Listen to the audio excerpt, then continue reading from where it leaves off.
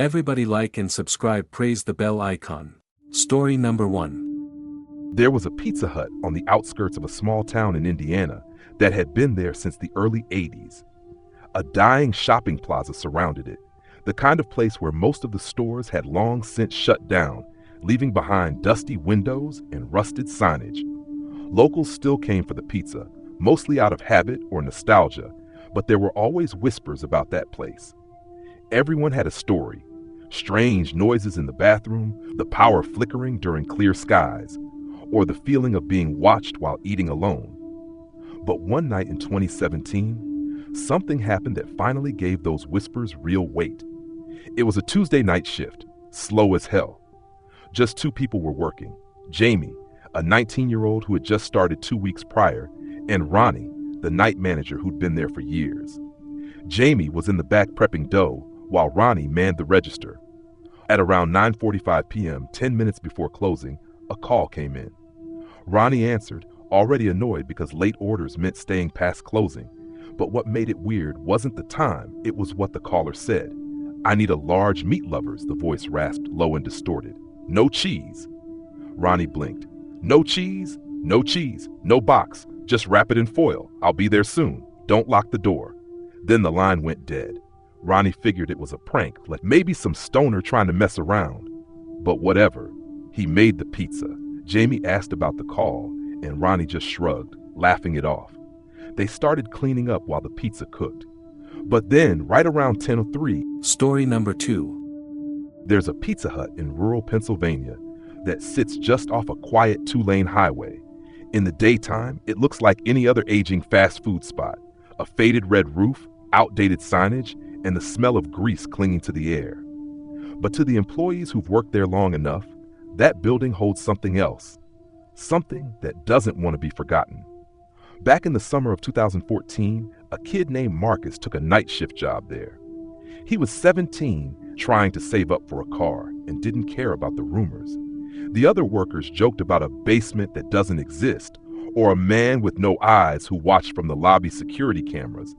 But Marcus figured they were just hazing the new guy.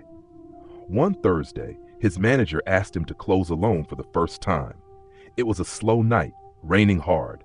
The last customer had left around 9:45, and Marcus was finishing dishes in the back when he heard the bell above the front door jingle. He stepped out, confused. The door had been locked. There was a man standing near the counter, drenched from the rain. He was tall, stiff, with sopping black hair hanging in front of his face. His clothes looked old, like 1970s old, and there was something deeply wrong with his skin.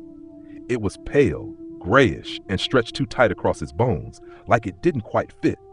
Marcus cleared his throat. "We're closed, sir." The man didn't respond. He just pointed slowly at the walk-in cooler door in the back. Then he spoke, but not out loud. His voice slid into Marcus's head, like a thought that didn't belong to him. "You forgot the one downstairs." Marcus felt a cold shoot up his spine. There was no downstairs. At least he had never seen one. The lights flickered. The man turned and walked toward the kitchen like he belonged there.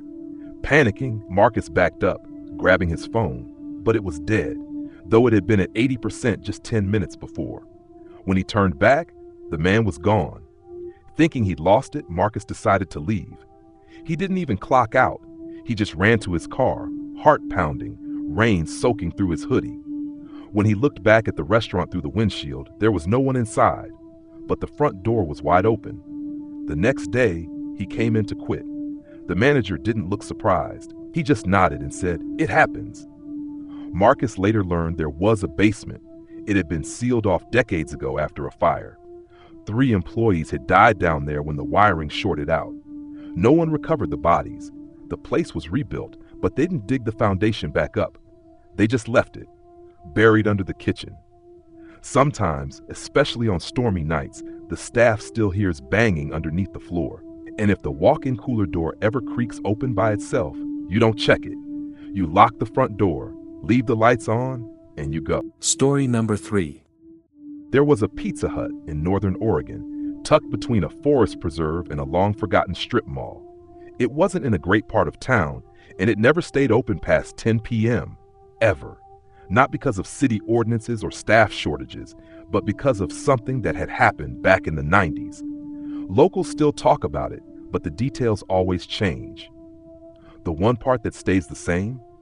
A teenage girl named Claire, who worked there as a hostess in 1997, vanished during her shift. Not after, not on the way home, during. It was a Friday night.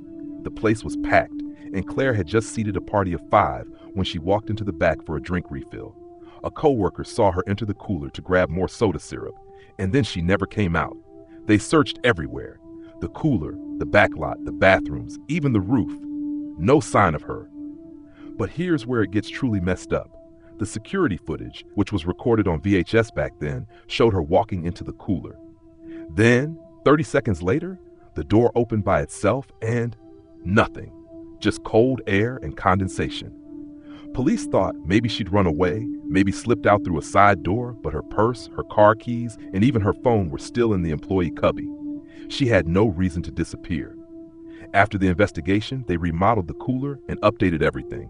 New lights, new shelving, new cameras. But weird stuff kept happening. Employees would complain about things disappearing, food going bad overnight, even when the temperature was fine, shadows moving behind the frosted cooler door.